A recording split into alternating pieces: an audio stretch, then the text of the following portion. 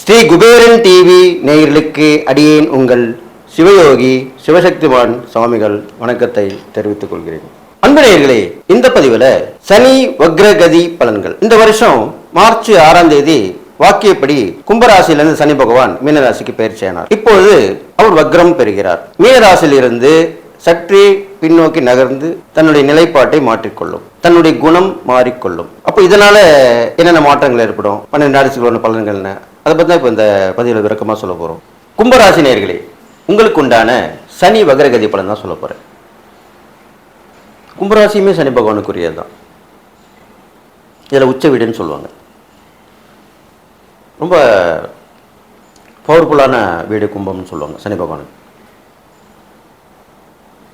கும்பராசி விட்டு தான் இப்போ விலகிட்டார், மீனராசியில் இருக்கார். இருந்தாலும் இப்போ இந்த சனி வக்ரகதியில் கும்பராசியும் பார்ப்பார். அதுக்குண்டான பலன் தான் இப்போ சொல்ல போகிறேன். பொதுவாகவே கும்பராசிக்காரங்களுக்கு திறமை இருந்தும் அதை வெளிப்படுத்த முடியாமல் இருப்பாங்க.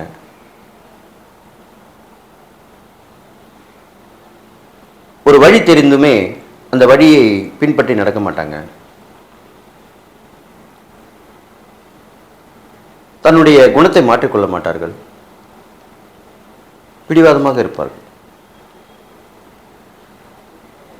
இப்படி இருக்கக்கூடியவர்கள் சற்றே மாற்றிக்கொள்ள வேண்டும். எல்லோரையும் அட்ஜஸ்ட் பண்ணிட்டு போகணும். நம்ம முன்னேறணும்னா எது பண்ணால் வெற்றி பெறலாம், இதை பண்ணலாம், அது பண்ணலாம், இப்படி செஞ்சுட்டே இருக்கணும். மாற்றி மாற்றி யோசிச்சுக்கினே இருக்கணும். அப்போ தான் உங்களுக்கு நல்ல விஷயம் நடக்கும். அது இல்லாமல் நிறைய ஆலயங்களுக்கு சென்று, அதிலும் பர்டிகுலராக பழமையான கோவில்களில் நடத்தப்படும் கும்பாபிஷேக விழாவில் கலந்து கொள்ள வேண்டும். கும்பாபிஷேகம் நடக்கும் இல்லையா, கண்டிப்பாக கேள்வி. இப்போலாம் நிறைய சோஷியல் மீடியா வந்துட்டுனால எங்கெங்கே கோவிலில் எங்கே கும்பாபிஷேகம் நடக்குது எல்லாமே தெரிஞ்சிடுது. நம்ம ஃபோன் கையில் வச்சுருக்க செல்ஃபோன்லேயே எல்லாமே பார்த்தோன்னு தெரிஞ்சுக்கணும். அப்படிப்பட்ட அந்த கும்பாபிஷேக கோவில் நடத்தக்கூடிய இடத்துங்களுக்கு போயிட்டு நீங்கள் வசதி வாய்ப்புகள் இருந்தால் அந்த கலசம் கொடுப்பாங்க. கும்பாபிஷேகம் முடிஞ்சவுடனே தீர்த்தத்தோட கலசம் கொடுப்பாங்க. அது ஒரு அமௌண்ட்டு சொல்லுவாங்க.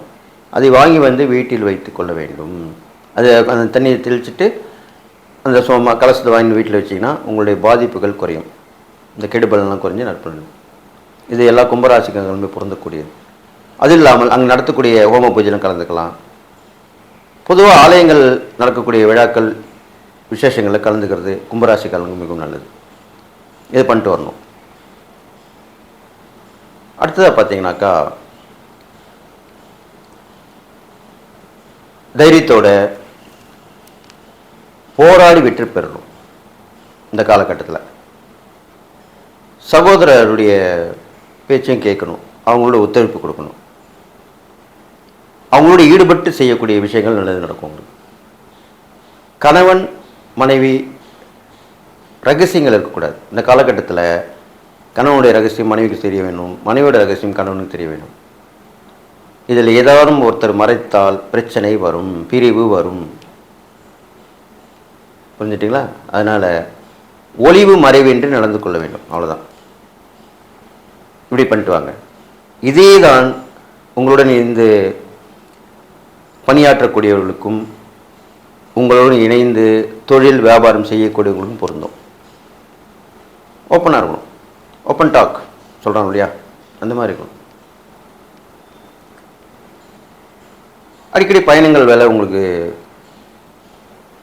ஏற்பட்டு கொண்டே இருக்கும். அதை நோக்கி பயணிப்பீர்கள். வெற்றி ஒன்றை இலக்காக எண்ணி போக வேண்டும். அவ்வப்போது சோம்பல் வந்து உங்களை ஆட்கொள்ளும். தூங்கணும், படுத்துக்கணும், ஓய்வெடுத்தால் கொஞ்சம் நல்லதாச்சே, கொஞ்சம் நான் தள்ளி போட்டுக்கலாமே, அப்படிலாம் நினைக்கவே கூடாது. ஏனென்று சொன்னால் அந்த சனியோட பார்வை விழறனால உங்களுக்கு அந்த உண்டான பாதிப்புகள் உருவாகும். வியாபாரத்தில் நல்ல வளர்ச்சியக்கூடிய அம்சங்களை யோசித்து நிதானமாக செய்தீர்களானால் வரக்கூடிய காலங்களில் நல்ல முன்னேற்றங்கள் ஏற்படும். நிறைய இடத்துல பிரான்ச்சஸ் போட்டு ஆரம்பிச்சிருவீங்க, வளர்ச்சி வந்துடும். அதே தான் தொழிலுக்கும் அப்படி தான் வரும். இது இல்லாமல் நிறைய பந்தயங்களில் கலந்து ஜெயிக்கலாம்,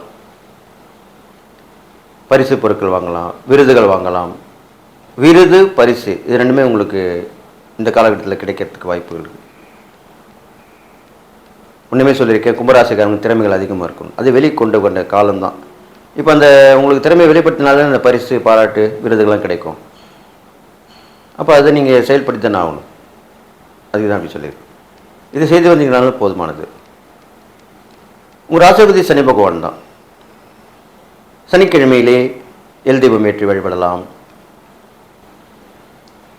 இது இல்லாமல் ஈஸ்வரனுக்கு நல்லா கேட்டுங்க, அந்த சொம்புன்னு பித்தளை இல்லைன்னா செம்பு அப்படி, அது சில கோயிலுக்குள்ளே இருக்காது.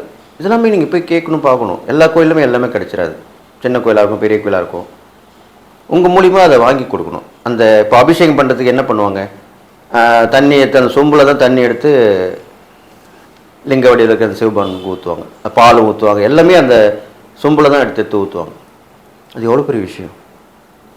எல்லா அபிஷேக பொருளுமே அந்த சொம்புலன்னு தான் சிவனுக்கு அபிஷேகம் செய்விக்கப்படுகிறது. அப்படிப்பட்ட அந்த சொம்பு வாங்கி கொடுக்கலாம்.